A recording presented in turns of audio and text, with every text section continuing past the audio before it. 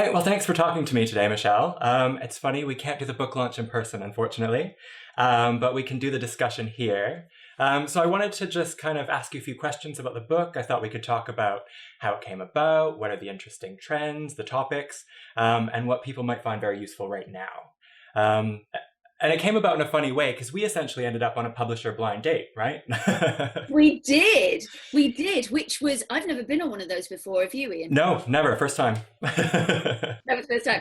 And today, just to say, we were meant to be launching the book today. This was our book launch party day. But anyway, Yeah. we're having a party here.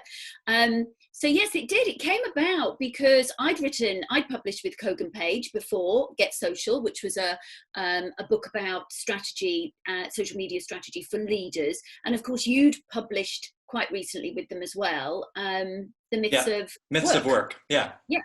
And so I think Chris wanted to have, Chris Cudmore at Kogan Page wanted to have a Myths of Social Media, and the work that you'd done, I think you'd already alluded a few times in the Myths of Work about digital technologies. Yeah. And various aspects of that. And so he really thought the two of us would work together, and I'm glad that he decided that was the right combination, because it's great. Yeah, me too. And it's a perfect combination of kind of psychology and work psychology, and then your expertise in communications, digital technology. It's kind of the perfect combination of two very important and interesting topics, right? Absolutely. And I think that because sometimes people think, oh, social media, and as we've got one of the chapters in the book, oh, it's all about posting pictures of your breakfast type of things. But of course it isn't. This is social media technologies, really far reaching, very important technologies. We're working and operating in a digital landscape that's been brought home to us even more significantly, given the fact that we're now within this global pandemic, and we've got more people online than even usual. Yeah. And social technologies are keeping people together.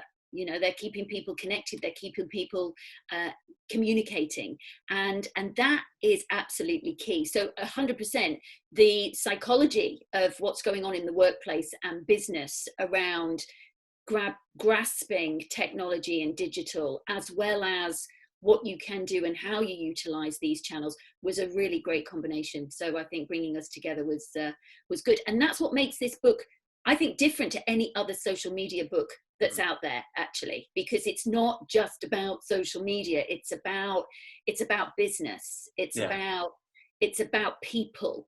It's about critical communication. It's about effective communication.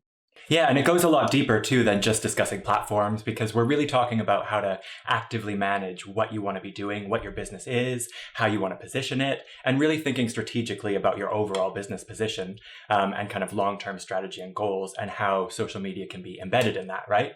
Instead of thinking of a kind of day-to-day tactics, we're talking long-term strategy, and really having it fundamentally embedded in your business, right? Like any marketing and communication plan should be, if it's done well. Absolutely. And also about how we communicate has changed.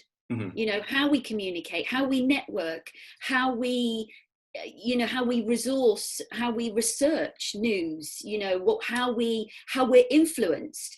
I mean, it's all been so changed. So the book covers really all of that. We really do dismiss the misconceptions. Yeah.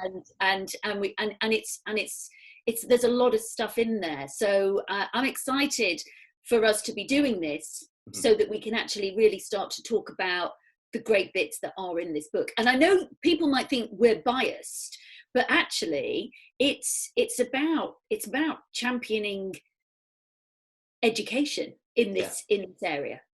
Yeah, and absolutely. It's about business communication, right? Which is now, this is how it's done. Yeah. And when you write a book, it isn't about your ego. It's about, I mean, I know you're in the same, mindset as me around this, Ian. It's about the reason people say to me, why do you write books? It's to educate. It's not, anybody who's written a book, unless it's kind of 50 Shades of Grey, will realize that it doesn't, you don't earn a lot of money by making, by putting all of that time and research and investment into writing a book. You do it because it's about, you want to educate and you want to help people to understand the best ways of doing things. And for me, it educates me as much as anyone else. As I'm reading these, I'm going, okay, the stuff that I believed was true, or in some cases, maybe it wasn't exactly true, or here's the evidence behind it. And I find it a really interesting and useful kind of activity to put all of the information together and say, okay, here's what the evidence actually is. Here's what the research actually shows. And after reading it, here's what a business really needs to know about and what I would like to know about as well. Exactly. It's very enriching. It's educating for that. It's educating for us, 100%. We never stop learning. Yeah, absolutely.